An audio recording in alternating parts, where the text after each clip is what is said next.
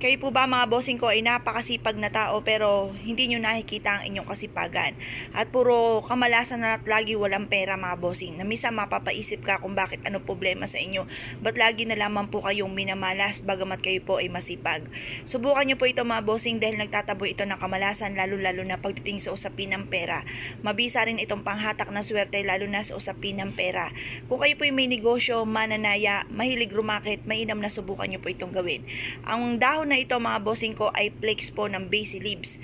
Ang basil leaves ay isa sa mga pinakamabisang pang-attract ng for abundance. Gamitan din po natin ito ng barya. Kahit magkanong barya or kahit dollar na barya, pwede po yan mga bossing. Hugasan nyo lang muna itong mabuti at pagkatapos patuyuan sa sinag po ng araw sa umaga.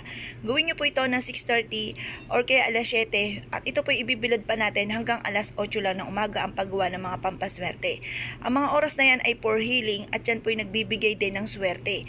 Kaya mainam na huwag nyong palampasin ang sinag ng araw sa umaga. Papasukin ang swerte.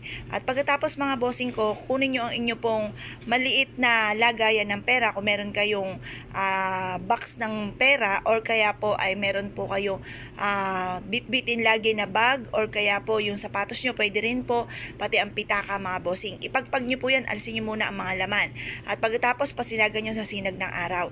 Budbudan nyo po nito mga bossing bukod sa papatong po ng ati po 5 piso or ng barya po ninyo dito sa basil para manood po yung pinakaamoy ng basil sa 5 piso.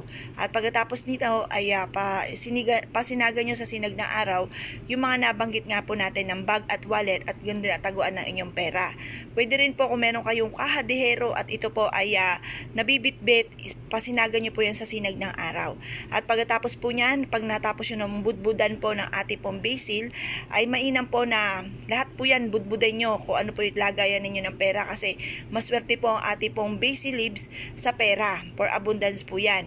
Ngayon po mga bossing, isiksik nyo sa inyo pong pitaka, ito pong ating 5 pesos or kaya sa inyo pong bag or kaya pwede rin magawa kayo ng unton at ilagay sa bulsa, bitbitin kahit saan kayo magtungo at susundan kayo ng swerte. Para hindi po masayang yung inyong kasipagan at hindi po kayo madali ng mga kamalasan.